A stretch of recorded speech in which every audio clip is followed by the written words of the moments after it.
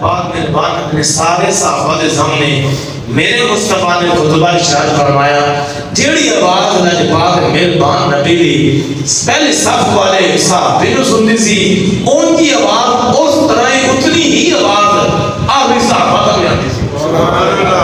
فاتح مصطفیٰ اے میرے کریم آقا کا مقام ہے، اے میرے کریم آقا نے نبوت کی وجہ پہ مصطفیٰ دی شان ہے، اے صرف فاتح مصطفیٰ غوث پاک بن گئے 70,000 کا مجمع ہے، کوئی سپیکر نہیں تھے، کوئی ساؤنڈ نہیں، کوئی اور معاملات نہیں ہے، آپ ذات منبر پہ کھڑے ہو کے آپ تقریر فرمایا کرتے سن، جڑی آواز پہلے صف والے نے سنی تھی وہی آواز آخری بندے نے سنی تھی۔ یہ جنہی صفت مصطفیٰ غوث پاک کے اندر پائی جاتی تھی ولی ہوں کے ناتے نال کہ جنہیں آواز پہلے صف والے نے سنی تھی انہی آواز آخری صف والے غوث پاک پیر عبدالقادر جیلانی محبوب اسلامی قطب ربانی آپ نا منبر پہ بیٹھے روانیت ایسی 400 بندہ عالم غوث پاک جو ارشاد فرمایا کرتے سن وہ لکھ دے کرتے سن، لکھا کرتے سن۔ آپ منبر پہ بیٹھے خطبہ شروع ہونا تقریر آپ نے بعد سے شروع ہی کرنا سی کہ کی ہوا روحانیت اتنی اعلیٰ، روحانیت اتنی اعلیٰ آپ کے مجمع کے اندر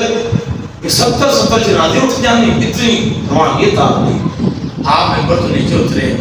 مجلس کے اندر ایک بندہ سلطہ پہ ہے کہ آپ ان کے سامنے ہاتھ بن کے کھڑے ہو گئے، سبحان اللہ، ستے ستے سبحان اللہ، سبحان اللہ، یہ ستے پہ غوث پاک تذکرہ کتنا اللہ ہے، غوث پاک پیر عبدالقادر 70 سال کا مجمع ولی کتب بڑے بڑے ابدال بیٹھے عالم بیٹھے رہے، منبر تو نیچے اتر کے غوث پاک مجمع کے اندر جا کے ایک عام بندے کے سامنے ہاتھ جھکا کے کھڑے نے تے زبان سے کی جا رہی ہے الصلاۃ والسلام علیکہ یا رسول اللہ، ہاتھ باندھ کے الصلاۃ والسلام پڑھی جا رہا ہے، مجمع سارا حیران ہے۔ غوث پاک نے کی ہو رہا ہے بیان میں شاید فرمانا سی، غوث پاک اپنا بیان چھڑ کے ایک عام آدمی کے سامنے بیٹھ کے رہے، کھڑے ہو کے رہے تے ہاتھ باندھ کے الصلاۃ والسلام پڑھی جاتے رہے، معاملہ ختم ہوئے، آپ اس منبر تے آئے، محفل ختم ہونے کے بعد مریدہ نے سوال کہتا حضور ہے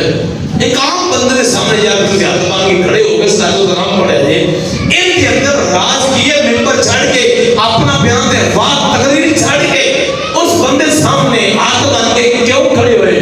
فرمایا چلے کر پتہ نہیں روحانیت اتنی آ گئی، سبحان اللہ، اس محفل کے اندر رونق اتنی آ گئی، روحانیت اتنی آ گئی، اس میری مجلس کے اندر، اس میری تقریر کے اندر اللہ رب العالمین نے اتنا کرم فرمایا،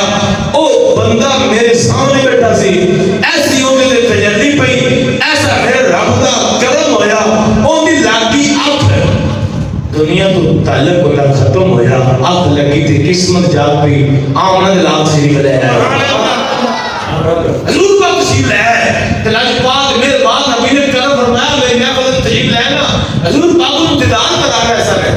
تے اس واسطے میں ہاتھ باندھ کے انہیں سامنے کھڑا سی، وہ بندے بڑے پریشان تو خوش ہو گئے،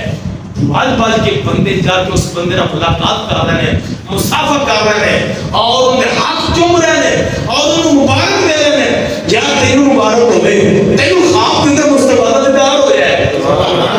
تینوں حضور پاک کا دیدار ہو جائے، تینوں حضور پاک کی زیارت ہوئی ہے۔ اگلے بندے کی جواب دیتا،